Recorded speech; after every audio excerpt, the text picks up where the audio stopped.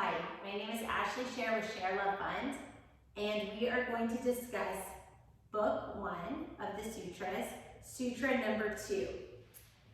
Please get in a comfortable seated position, because with Sutra number 1, we learned that actually the practice of yoga is just as important or more important than the philosophy. So even though we're studying philosophy as part of our yoga teacher training, I encourage you to move and stretch and serve your body in some way so that this time for our mind is also stretching our body. I'm doing double pigeon on the other side now, and find a comfortable seated position for you. Or you can be standing and sort of doing a walking meditation with this. So in the first book, the second sutra is restraint of the modification of the mind stuff is yoga. What? Okay, let's try that again. The restraint of the modifications of the mind stuff is yoga. Okay, I'm gonna do that one more time. The restraint of the modifications of the mind stuff, apparently mind stuff is a word, is yoga. Okay, so what does that mean? In this sutra, we are given the goal of yoga. This one sutra could be enough to explain all the yoga encompasses.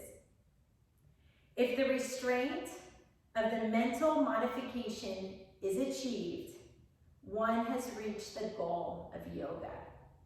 The entire science of yoga is based on this. This is the definition of yoga, and at the same time, it's the practice of yoga. If you can control the rising of the mind into ripples, you will exercise yoga. Now let's discuss the meaning of each word in the sutra. Normally, the word yoga in Sanskrit is translated as union. But for a union, there should only be two things to unite. In this case, what is to unite with what? So here, we take yoga to mean the yogic experience. I'm going to read the sutra again. The restraint of the modification of the mind stuff is yoga. So here we take yoga, and I'm going to repeat this, to mean the yogic experience. The extraordinary experience gained by controlling the modifications of the mind in itself, called yoga. Saita is the sum total of mind. To have a full picture of what is meant by mind, you should know that within the Saita are different levels. There's a basic level, which is the ego, the I feelings. How do I feel? This gives rise to the intellect, or discriminative faculty. Another stage is the desiring part of the mind, which gets attracted to outside things through the senses. So there's the inside part of the mind, which is me, I hungry. And then the outside part of the mind, which is our senses, which is more like, I didn't feel hungry, but I smelled something good, and now I want to eat it. For example, you say you are quietly sitting, enjoying the solitude, when nice smells come from the kitchen. The moment you sense that smell, I'm getting a fine smell from somewhere, then you start to discriminate and think, what is that smell? I think it's cheese. How nice. What kind? Swiss cheese. Yes, it's Swiss cheese.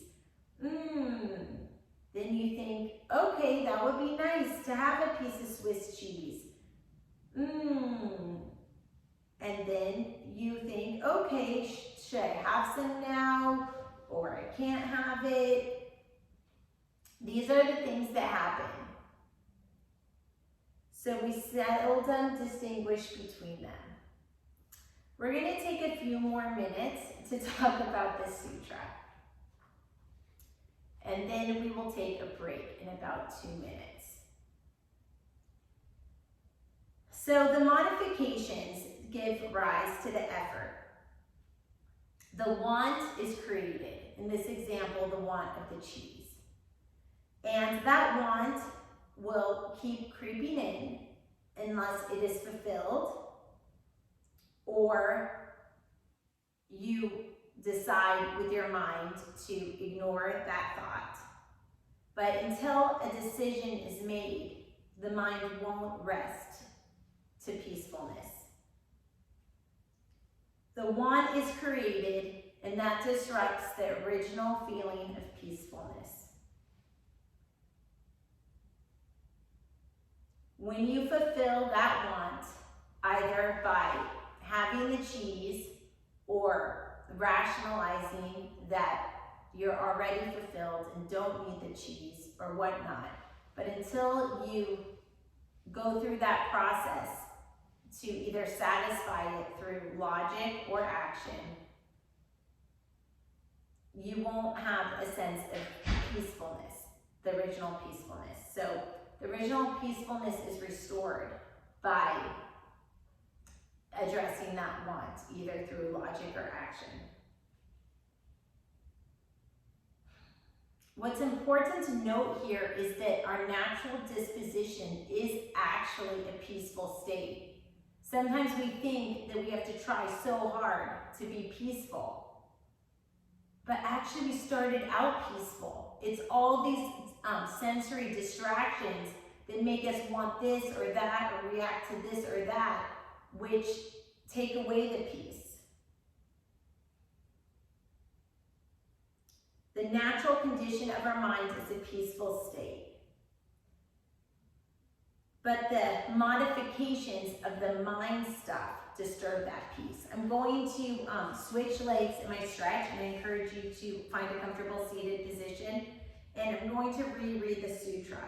The restraint of the modifications is the mind stuff of yoga.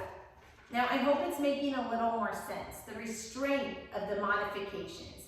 So they're saying the modifications are the disturbances, the distractions, the good smells of things that you want, the maybe sounds that you don't want, make it stop. All the sensory business that we have to experience, that is what this sutra calls a modification. And restraining it, stopping it, is the essence of yoga. And the idea is that inside of us, we are inner peace. We have inner peace. That inner peace is not something we need to go out and get. Inner peace is something that we already have.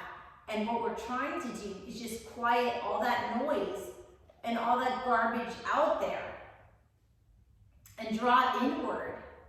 It's like if we are an ocean. The bottom of the ocean is still. There's no chop at the bottom of the ocean. At the surface, you have the waves and you have the chop. And if you're a boat, you can kind of get tossed around and beat up a little bit. But at the bottom, it's quiet and it's still. We have that deepness inside us. We have that quiet stillness inside of us. All the differences in the outside world are the outcomes of your mental modifications.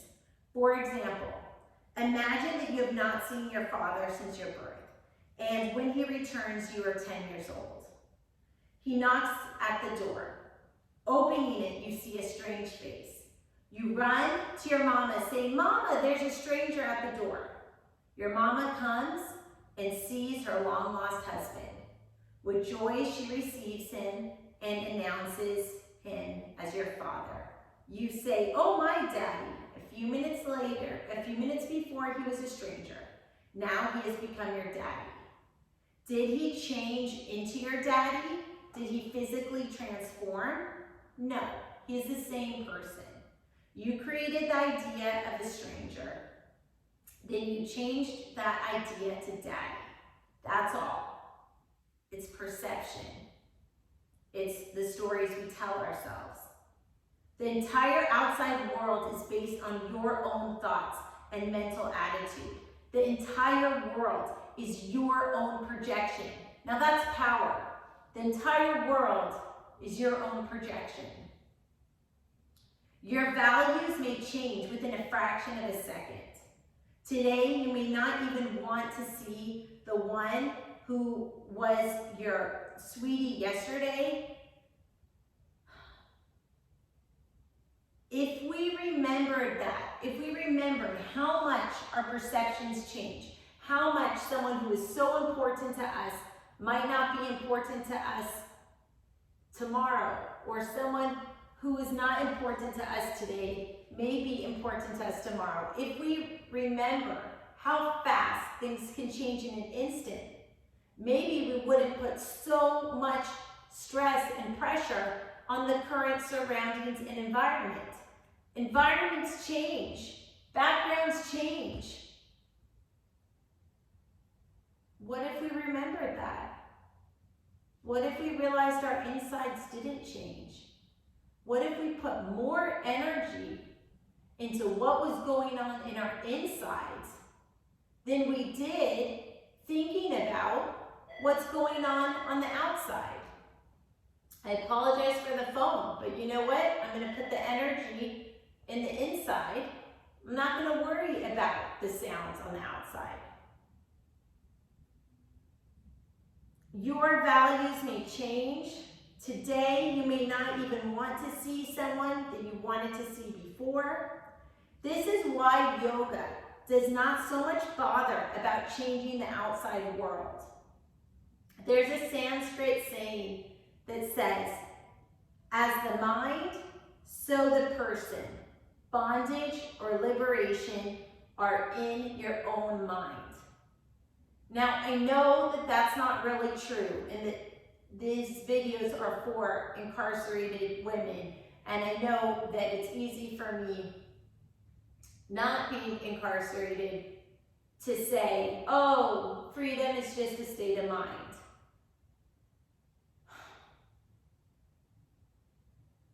But there are freedoms that we can feel by releasing some tension in our mind. Yeah, there's the physical. There's the physical restrictions and the physical freedoms. But there's also the power of positivity, the power of perception. There's also space that you can create in your shoulders, space you can create in your rib cage, space you can create with your breath.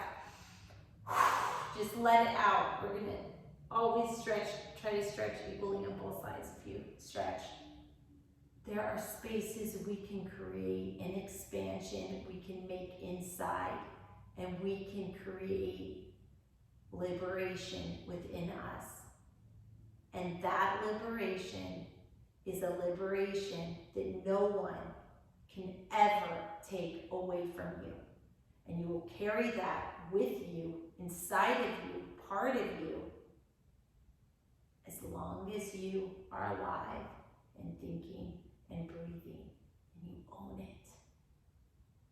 And that's an attainable goal, a possible goal, a goal that can be achieved, and that's what we're working on. If you feel bound, you are bound. If you feel liberated, you are liberated. That's a yoga saying. Those are not my words. That's the philosophy of yoga. Things outside neither bind or liberate you. Only your attitude about them does.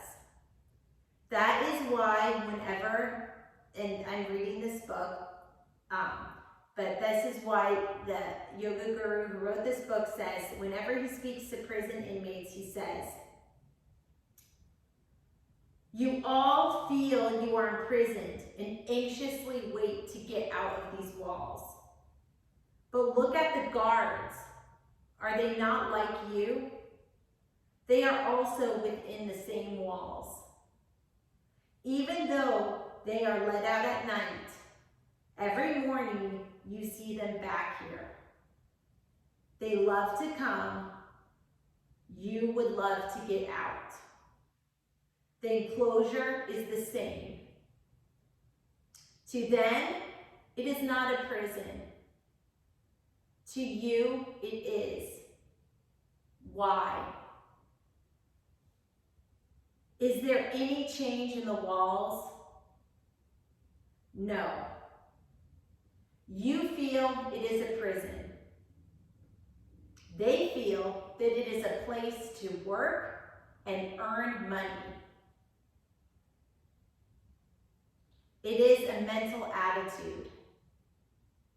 If instead of imprisonment, you think of this as a place for your reformation, where an opportunity has been given to you to change your attitude in life, to reform and purify yourself, you will love to be here until you feel purified.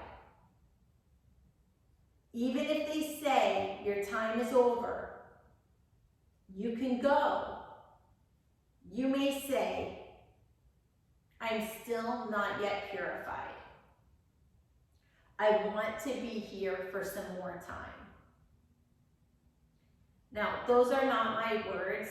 Those are the words in this book. I want to say that every single human being can be more purified.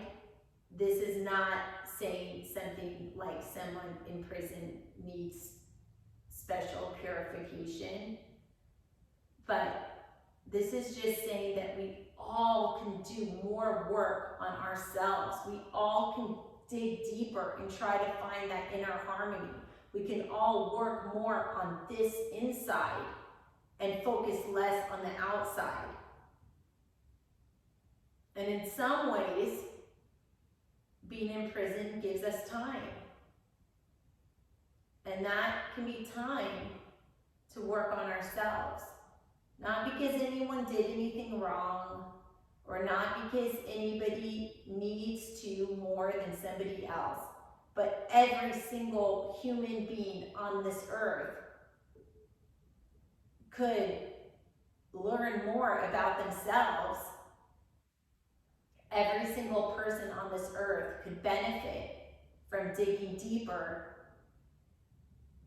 into self-mastery. In fact, many such prisoners continue to lead a yogic life even after they left prison. And many have actually been thankful for the lessons that they learned in prison life. That means that they took it the right way. So if you can have control over thought forms and change them as you want, you are not bound by the outside world. There's nothing wrong with the world. You can make it heaven or a hell according to your approach. That is why the entire yoga is based on this one sutra. I'm going to read it again. The restraint of the modification is the mind stuff of yoga. The restraint means not engaging in it, and the modification is the external distractions. And it says that not focusing on what's going on in the outside world is the essence of yoga. If you can control your mind, you have controlled everything. Then there is nothing in this world to bind you. Namaste.